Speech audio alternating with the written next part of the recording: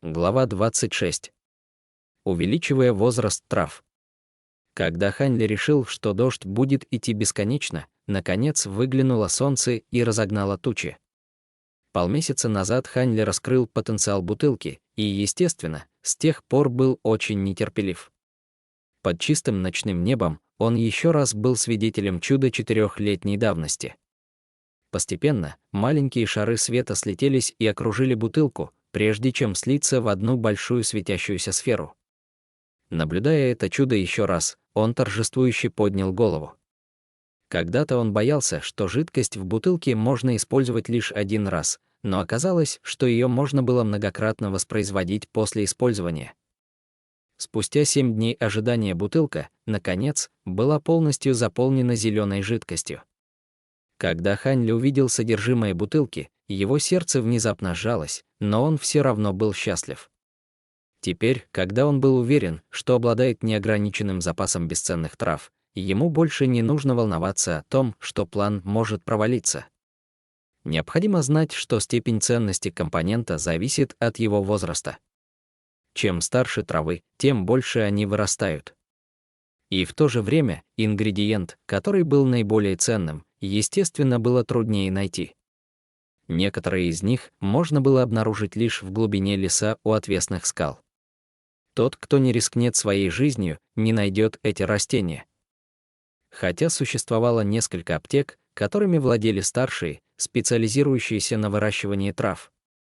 Но те травы обычно собирались так быстро, что не имели шанса вырасти очень крупными, поскольку спрос на них был очень высок. Поэтому большинство считало, что это глупо пытаться растить травы в течение долгого времени, когда прибыль можно получить гораздо раньше. Только несколько богатых семей могут позволить себе выращивать редкие травы до крупных размеров, чтобы запастись ими на случай кризиса. Поскольку травы не просто росли в течение долгого времени, но за ними еще и ухаживали все это время, их эффективность была во много раз выше, нежели у диких аналогов. Не было необходимости нанимать специалиста по травам. Мало того, что семьи передавали свои состояния из поколения в поколение, вместе с ними передавались также и травы. В результате время было не проблемой для этих семей. В течение многих веков травы выращивались подобным образом. И в случае денег, и в случае трав простые люди не имели доступа к этим запасам. Иногда редкие травы появлялись на рынке, но они также скупались семьями побогаче. Поэтому цены на травы постепенно возрастали, а некоторые довольно редкие травы были просто бесценны. Ханли не думал, что доктор Мо поможет ему выращивать травы, но теперь ему было не о чем волноваться. С этой бутылкой он в кратчайшие сроки сможет создать множество ингредиентов, необходимых ему. В душе у него было странное чувство. За последние 10 дней он много экспериментировал с лекарственными травами. Он растворил зеленую жидкость и распылил ее на части трав. В результате, спустя 2 дня, их возраст увеличился на 2 года. Они были намного лучше оригинала. Этот небольшой эксперимент позволил Ханли понять основные принципы действия жидкости. Во время своего следующего эксперимента Ханли не растворял жидкость, а просто капнул ее на стебель женьшеня. На следующий день Ханли обнаружил, что тот выглядел точь-в-точь как дикий столетний женьшень. Этот эксперимент заставил Ханли чувствовать себя счастливым, но не только от того, что он теперь обладал редчайшим растением, а еще и от того, что его предположения подтвердились. Позже Ханли отлил часть жидкости, чтобы поэкспериментировать, а остальную жидкость разлил по сосудам. Однако вскоре он обнаружил, что ни один сосуд не мог хранить жидкость дольше 1 минуты. После того, как жидкость покидает бутылку, ее следует использовать в течение минуты. Иначе она исчезала без следа. Даже разбавленная жидкость обладала таким же эффектом, хотя промежуток времени был немного большим. Даже та жидкость, с которой жидкость из бутылки была смешана, исчезала без следа. После многих попыток Ханли сдался. Казалось, что у него не выйдет запастись этой жидкостью, и использовать ее можно только экспериментируя на травах. Ханли нашел полевой лесохвост и использовал жидкость на нем. Почти немедленно он превратился в столетнее растение. всего от одной капли возраст увеличился на 100 лет. Обнаружив этот эффект, Хань Ли следующие 2 месяца активно использовал жидкость. Каждый раз, когда у него появлялось немного жидкости, он капал ее на лисохвост. Постепенно его цвет менялся с желтого на желтовато-черный. В конце концов, он стал черный как уголь, превратившись в тысячелетнюю особь полевого лисохвоста. После того, как этот эксперимент завершился успехом, казалось, что этот лисохвост может стать еще старше, однако в этом не было необходимости. Он был уже доволен тем, что смог контролировать эффект жидкости.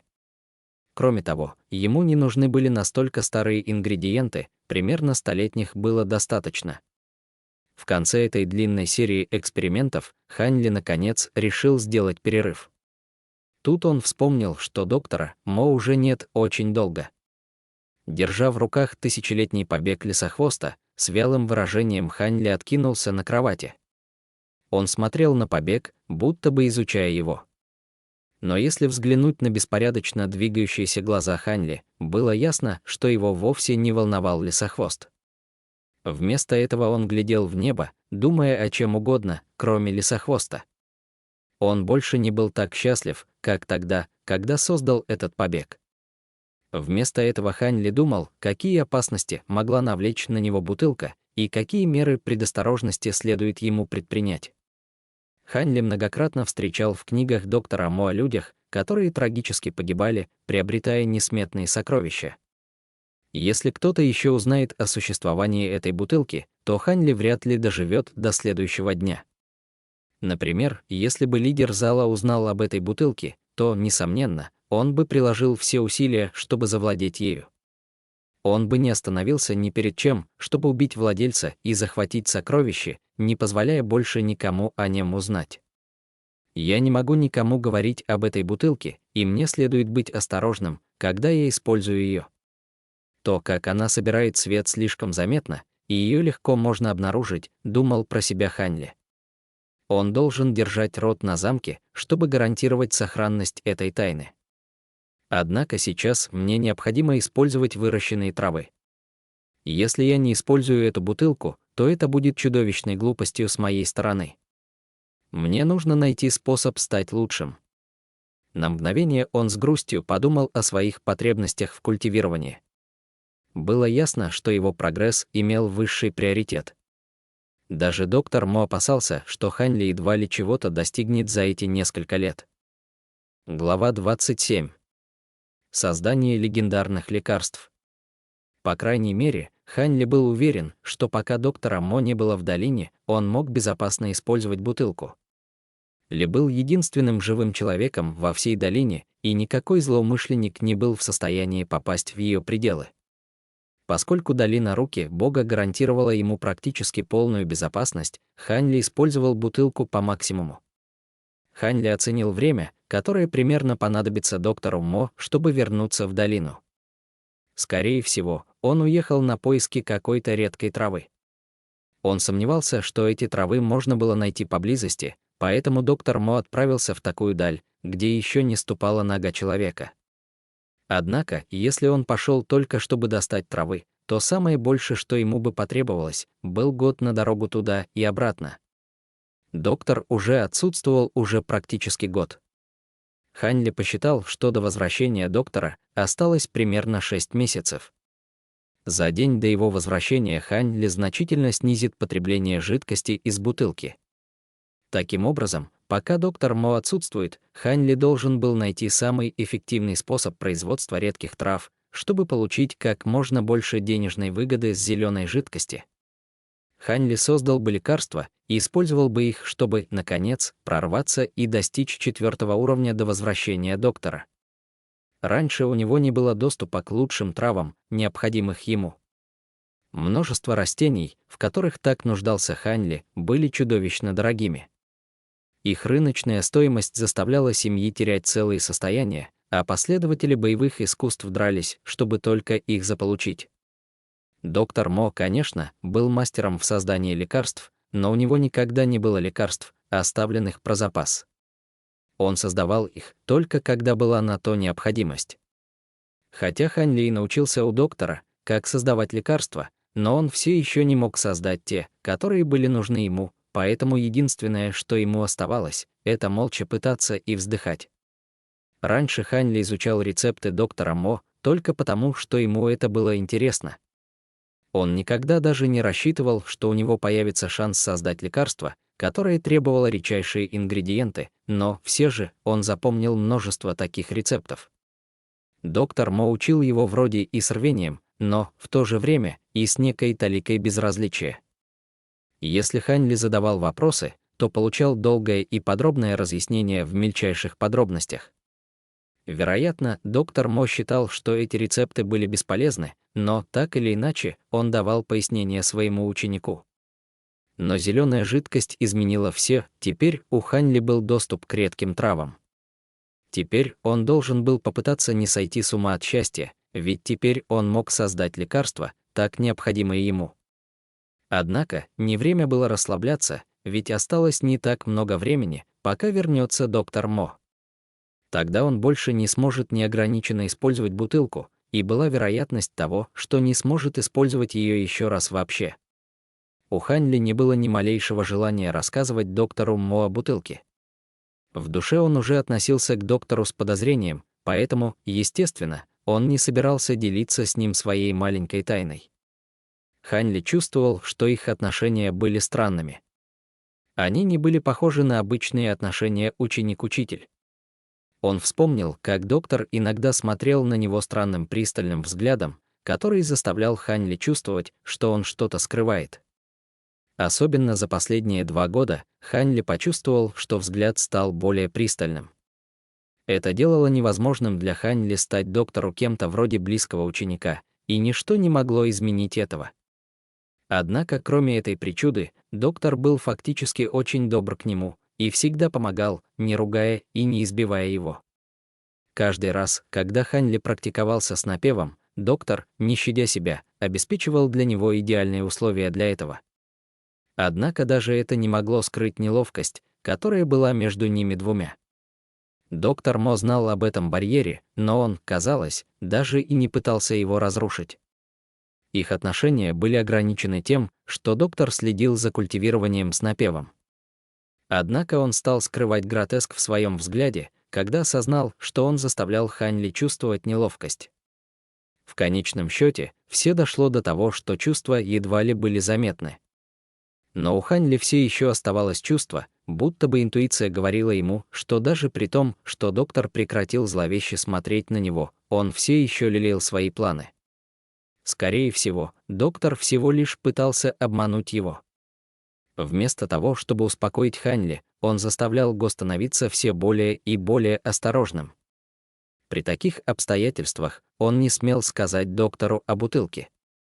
У Хань Ли всегда в избытке были книги по истории, из которых он уяснил одно правило: не причиняй боль другим, но будь готов ответить на боль, причиненную тебе.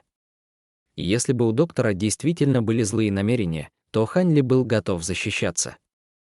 Но если интуиция его обманывала, и он выстроил защиту просто так, то тогда ничего бы не изменилось, и он останется послушным учеником, уважающим своего учителя. В душе Хань Ли чувствовал неудобство. Он понимал, что такой вид отношений не был нормальным, даже в пределах секты Семи Тайн, и он не мог не вздохнуть по этому поводу. Было очевидно, что нельзя будет пользоваться бутылкой, когда вернется доктор Мо. Однако Хань Ли знал, что ничто не вечно. Даже если ему бы и повезло, и доктор не раскрыл его тайну, был еще шанс, что кто-нибудь из секты все узнал о бутылке и рассказал бы о ней. В итоге лучшим выбором было не использовать ее вовсе и притворяться, ее никогда не существовало.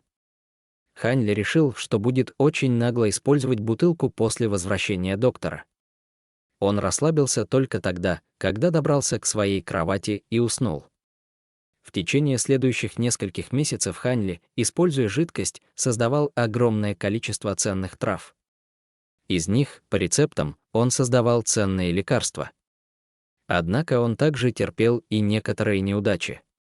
Каждая из них отдавалась болью в душе Ли. Было логично, что из-за недостатка опыта работы с такими травами он будет терпеть неудачу. Даже если сам доктор делал эти лекарства, было вероятно, что он испортил бы их несколько раз. Таким образом, он утешал себя.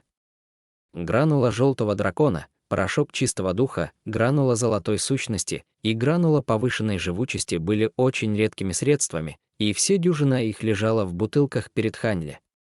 Он посмотрел на эти бутылки, и лицо его озарилось восторгом, поскольку эти эликсиры были чудесны. Теперь у него было все необходимое, чтобы достичь 4, 5 и даже 6 уровней. Он мог сделать все это лишь силой этих лекарств. Таблетки обладали большими эффектами.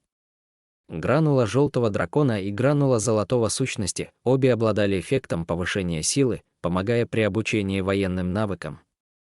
Порошок чистого духа обладал эффектом детоксикации, и только с помощью этого средства можно было избежать отравления множеством ядов. Наконец, гранула повышенной живучести, которая была легендарным средством, затягивающим раны. Независимо от того, какое ранение ты получил, если ты был еще жив, то это средство вылечит тебя, даже если ты на грани между жизнью и смертью, при этом становишься еще сильнее, чем прежде, действительно жизнеспасительное средство. Глава 28. Доктор Мо возвращается в долину. Сперва Ханли не планировал полагаться на лекарства в своих тренировках, но, тщательно подумав об этом, он решил, что несмотря ни на что он все еще оставался мастером единоборств.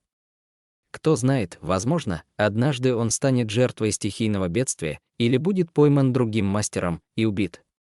Для его же блага было бы лучше заранее подготовить некоторые лекарства, необходимые для лечения ран и противостоянию ядам, потому что будет слишком несправедливо, если он будет ранен или отравлен, а лекарства под рукой не окажется. Думая так, Ханли решил сделать как можно больше порошка чистого духа и гранул повышенной живучести, чтобы быть готовым к любому несчастному случаю.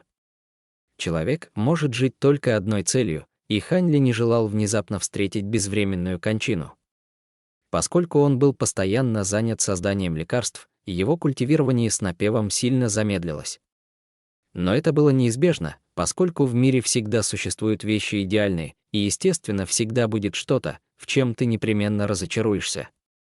Просинтезировав лекарства в течение половины дня, он стал принимать их одно за одним, начиная с гранулы желтого дракона и гранулы золотой сущности. Оба эти лекарства по праву могли называться легендарной панацеей и могли потрясти всех своей силой. Съев их, Ханли с легкостью прорвался и достиг 4 уровня. Достигнув 4 уровня, Ханли немедленно почувствовал изменения. Все 5 его чувств вышли на совершенно иной уровень, поскольку внезапно все стало более ярким и более четким. Раньше он не мог разглядеть мелкие детали на расстоянии, но теперь он мог увидеть их в увеличенном масштабе, яснее, чем когда-либо. Своими глазами он мог даже с легкостью рассмотреть насекомых, которые ползали по углам комнаты. Слух также претерпел изменения. Теперь он мог слышать звуки, которые никогда прежде не слышал, например, шуршание земляного червя, ползущего через землю, или гудение насекомого, летевшего по воздуху. Эти звуки были настолько громкими, будто бы все это происходило рядом с его ухом. Но кроме того, своим улучшенным обонянием он мог уловить новые для себя ароматы. Ханли был вне себя от радости, поскольку это был первый раз, когда его усилия наконец окупились. Это, безусловно, был успех, если сравнивать с изменениями, которые происходили с ним ранее, когда он практиковался с напевом. До этого он считал, что все это бесполезно.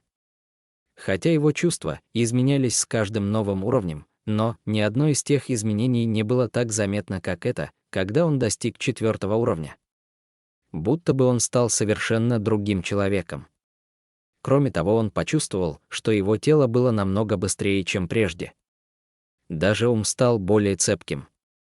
Даже если бы Ханли не спал по 3 или 5 дней, то он все равно бы чувствовал себя бодрым, как всегда. С таким огромным количеством изменений Ханли сидел и пытался принять во внимание каждое из них. Эти изменения открыли ему глаза на новый мир, и таким образом, единственное, что он мог сделать, так это положиться на эти чувства. Внезапно он осознал, что изменения произошли лишь на 4 уровне. Он не мог просто проигнорировать это. Если 4-й уровень вызвал такие изменения, то 5-й и 6-й уровни должны быть великолепны. Вскоре после того, как Хань Ли наконец прорвался и понял все тонкости напева, его учитель, старший Мо, наконец вернулся в долину. Однако в этот раз он был не один, с ним был таинственный незнакомец. В момент, как старший вернулся в долину, Хань Ли услышал хорошо знакомый ему кашель. Он был в комнате для культивирования, стремясь достичь следующего уровня, но когда он услышал голос Мо, покинул свою комнату и направился вниз в долину, чтобы поприветствовать наставника. Прошел год с тех пор, как он в последний раз видел доктора, пришла пора встретиться с ним еще раз. Когда Хань Ли увидел старшего Мо, он был чрезвычайно потрясен. Старший был все еще тем же стариком, но лицо его было пепельно-серым с небольшими признаками гнева. Хотя он первоначально был желтым от болезни, но никогда он не выглядел настолько разрушенным, как сейчас. Но что удивило Хань Ли больше всего, так это присутствие таинственного человека позади доктора Мо. Человек был одет в черную мантию, которая полностью скрывала его тело, не оставляя видимым ни одного дюйма кожи. Он был довольно крупным и гораздо более высоким, нежели Хань Ли, по меньшей мере на 2 головы. Из-за мантии, скрывавшей человека, Хань Ли не мог разглядеть его лицо. По крайней мере, он мог предположить, что лицо человека было искажено жестким взглядом. Хань Ли подавил возникшие у него вопросы и поспешно поприветствовал старшего Мо и стал ждать его слов. Он знал, что хотя учитель не выказывает уважения ученику, тот, в свою очередь, обязан относиться к учителю с почтением. Эту традицию нельзя было отбросить как бесполезную, ведь она льстила наставнику, увеличивая тем самым вероятность похвалы в адрес ученика. Хань Ли также знал, о чем думал старший Мо. Поскольку тот отсутствовал очень долгое время, то первоснаперво он спросит об успехах в культивировании с напевом. Как и ожидалось, как только старший увидел, как приблизился к нему Хань Ли, он мгновение смотрел безучастно, а затем, дважды кашлянув, начал говорить. «Как далеко ты продвинулся? Добился ли ты прогресса?» На тревожном лице Мо появились проблески надежды. Хань Ли давно ожидал этого вопроса, поэтому ответ был подготовлен им заранее. «Я все еще там же, не достиг значительных изменений». Хань Ли не хотел раскрывать правду о своем успехе, потому что не было никакого способа объяснить столь быстрый скачок в скорости обучения. Для Хань Ли было невозможно лишь собственными силами достичь 4-го уровня за столь короткий срок. Вытяни руку, выражение Мо изменилось, а голос стал жестким. Хань Ли тщательно изучил выражение лица старшего Мо. Его сердце на мгновение заколотилось, прежде чем он снова успокоился. Он не боялся, когда Мо стал щупать его пульс, чтобы измерять уровень внутренней ци своего ученика. Это потому, что, достигнув 4-го уровня, Хань Ли обнаружил, что мог свободно управлять процессами внутри тела, такими как, например, интенсивность потока внутренней ци. Он мог легко управлять своим ци так, чтобы это выглядело, как будто он все еще был на 3-м уровне. С этой небольшой уловкой он не боялся проверки старшего Мо. Глава 29. Появление конфликта. Доктор Мо невыразительно посмотрел на лицо Хань Ли, медленно прикрыл веки, а затем крепко ухватился за запястье Хань Ли. Он максимально сконцентрировался, чтобы определить истинную интенсивность потока внутренней ци Хань Ли. Прошло немного времени, хотя его было бы достаточно, чтобы выпить чашечку чая, и доктор Мо глубоко вздохнул. Очевидно, он был очень раздосадован результатом и внезапно открыл глаза. Его мутные глаза выражали замешательство, и Хань Ли не желал встречаться глазами с этим взглядом. Его разочарование было очевидно, и, естественно, он был очень недоволен Хань Ли, но все еще не ругал его. Он холодно махнул рукой, призывая Хань Ли следовать за ним. Хань Ли догадался о смысле этого жеста и последовал за доктором. Хотя его очень интересовал таинственный незнакомец, он знал, что сейчас не лучшее время, чтобы спрашивать. Как только они вошли в комнату доктора, тот мгновенно рухнул в свое кресло, прислонившись к спинке, практически приняв положение полулежа. Его бледный цвет лица исчез, и проступил его истинный болезненный цвет. Таинственный человек держался близко к доктору Мо, никогда не отходя на расстояние больше, чем несколько футов, и сел на стул позади Мо. Он был словно статуя, прямая и неподвижная. Хань Ли знал, что доктор Мо был в ужасном настроении, и он чувствовал небольшой дискомфорт, находясь около него. Он пытался отвлечься, изучая таинственного человека, но когда вошел в комнату, то инстинктивно приветствовал доктора Мо поклоном. Он покорно остановился, не спуская удрученных глаз с доктора, ожидая, что тот начнет его спрашивать. Некоторое время никто ничего не говорил, и это сбило Хань Ли с толку. Поскольку он начинал терять свое хладнокровие, то решил сосредоточиться на докторе. «Кто ты думаешь такой, что пытаешься одурачить меня?» Внезапно доктор схватился за шею и заговорил серьезным, холодным голосом. Хань Ли несколько секунд смотрел безучастно в пустоту, ничего не слыша. Поскольку он слышал голос доктора Мо, он инстинктивно поднял глаза, но, увидев выражение лица доктора, вздрогнул от враждебности, которую то излучало, и попятился назад. Выражение лица Хань Ли не изменилось, однако он с уверенностью мог сказать, что находился в рискованной ситуации, а сердце его в ужасе сжалось. Лицо доктора было ужасающим. Оно излучало темную ауру, а вокруг головы образовался слой зловеще выглядевшей ци. Эта ци была как щупальца, которые танцевали вокруг его головы и, казалось, делали угрожающие жесты. Однако больше всего Хань Ли потрясло лицо доктора, поскольку он никогда не видел такого кровожадного выражения. Поскольку доктор Мо смотрел на Хань Ли, было очевидно, что у него были злые намерения, а в уголке его рта застыла издевательская ухмылка. Хань Ли чувствовал, что ситуация становилась опасной, а его сердце бешено колотилось, потому что неизвестная ци, казалось, тянулась к нему. Расстраиваясь все больше и больше, он осторожно отступил на несколько шагов назад и схватился за железную трубку, спрятанную в рукаве. После того, как некоторое время ничего не происходило, и Хань Ли стал понемногу успокаиваться, он снова услышал насмешливый голос доктора Мо. «Ты думаешь, что умен, раз пытаешься сохранить это внешнее спокойствие?» Доктор Мо сутулился, однако сутулость исчезла, когда он двинулся с невероятной скоростью. Двигаясь почти словно призрак, он появился за спиной Хань Ли с усмешкой на лице. Лицо Хань Ли мгновенно изменилось, поскольку он внезапно испугался за свою жизнь. Он попытался отреагировать, подняв руку вверх, когда его тело внезапно оцепенело, а движения замерли. Это случилось в тот момент, когда он понял, что к одной из точек на его груди был прижат палец. Это движение было настолько быстрым, что, даже с его улучшенными рефлексами, он не заметил, как доктор переместился со своей первоначальной точки. «Старший Мо, что происходит? Ваш ученик сделал что-то не так». Старший ничего не сказал, а лишь немедленно сковал своего ученика. Но почему? Хотя Хань Ли был очень напуган, он все же смог вернуть спокойное и невинное выражение своего лица. Доктор Мо ничего не сказал, а лишь поднял вторую руку, чтобы кашлянуть. Сейчас он выглядел как ветхий старик, которого мог сдуть легкий порыв ветра.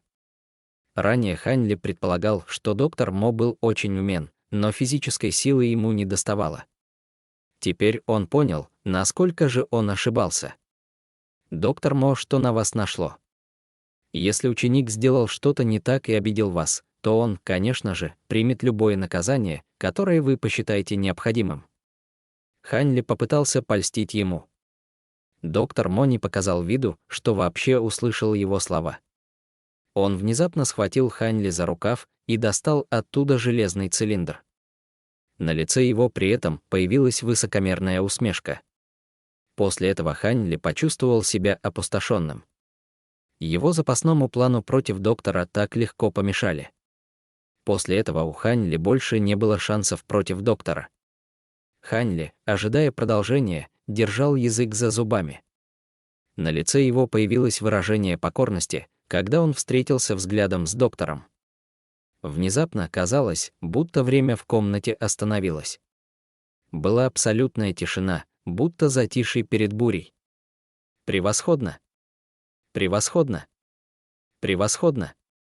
Неожиданно трижды проговорил доктор Мо. Ты достоин быть тем человеком, которого я, Мо Джурен, выбрал. Находясь под угрозой смерти, на твоем лице не было страха. Кажется, что я не зря поставил все на тебя, радостно произнес Мо. Что вы собираетесь со мной сделать? Хань Ли не понимал, о чем говорил доктор Мо, поэтому он решил спросить первое, что пришло ему в голову. Ха-ха. Что я собираюсь с тобой сделать? Небрежно повторил доктор Мо. Что все это значит? Нахмурился Хань Ли, пытаясь разгадать намерения доктора. Я не скажу, но ты довольно умен.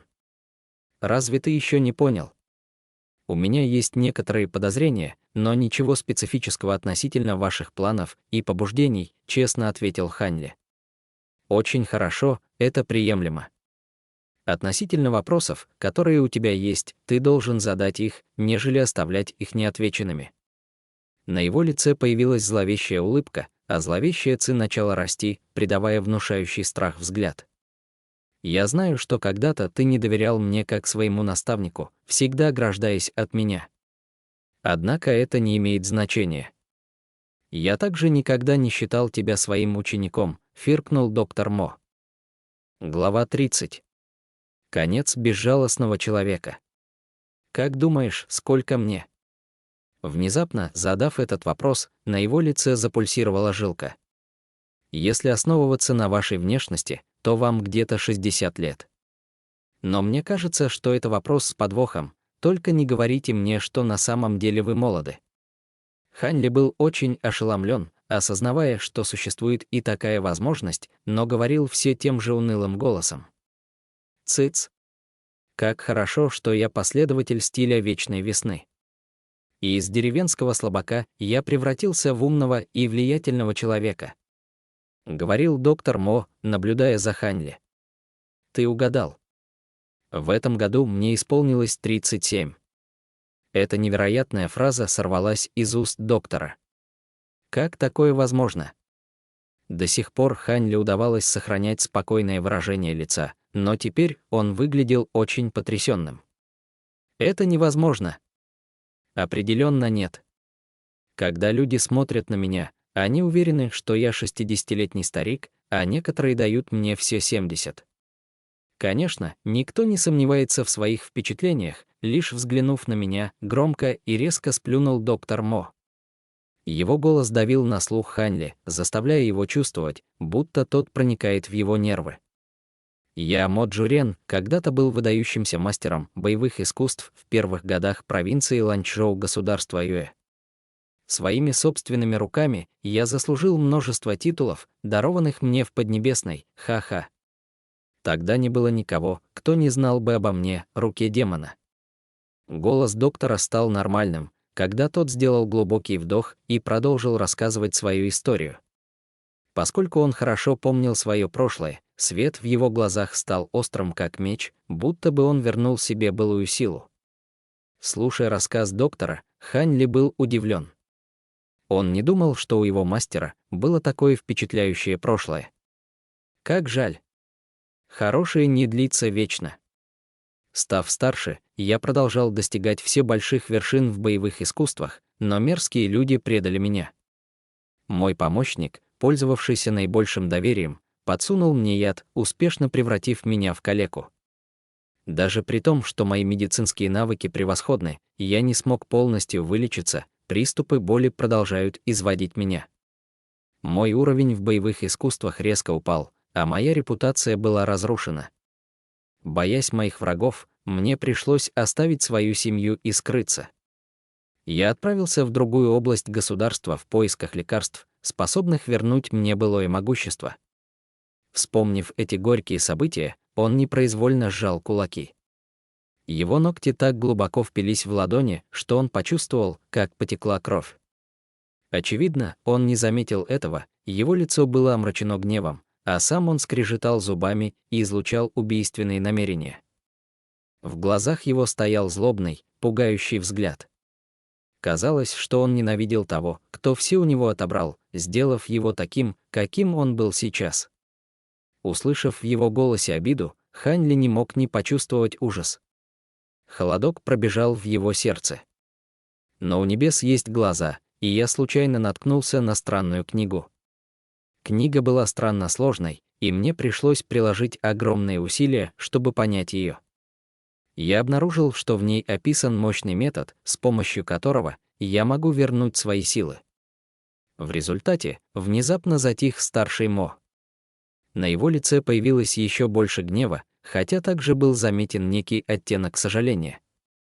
В результате вы стали словно демон, предположил Хань Ли и закончил фразу доктора. Точно. Я не думал, что, практикуя методы, описанные в этой книге, я верну свои силы за счет ускоренного старения. Я закончил тем, что стал, как демон, печально кивнул доктор Мо, и, казалось, его гнев исчез. Вы, должно быть, к настоящему времени уже нашли этому причину. Это случилось потому, что я неправильно использовал эту технику, позволяя злой ци попадать в мое тело. В каждый прожитый мною день я трачу энергии столько, сколько нужно обычному человеку на 10 дней. Каждый день я бы терял значительную часть своей жизненной энергии, но, к счастью, я умею использовать особую заживляющую технику, замедляющую процесс старения, на которую я полагаюсь, и по сей день. Я старательно практиковался с напевом, может ли это быть как-то связано с вашей проблемой? Хань Ли перешел прямо к сути вопроса. Когда моя внешность изменилась, я внезапно понял смысл этой книги. Именно это ты изучал все это время стиль вечной весны. Как только ты достигнешь 4-го уровня и сможешь использовать ци стиля вечной весны, я смогу восстановить жизненную энергию, которую я потерял. Почему вы настаивали на том, чтобы я изучал этот стиль, когда могли найти кого-то, кто уже им владеет?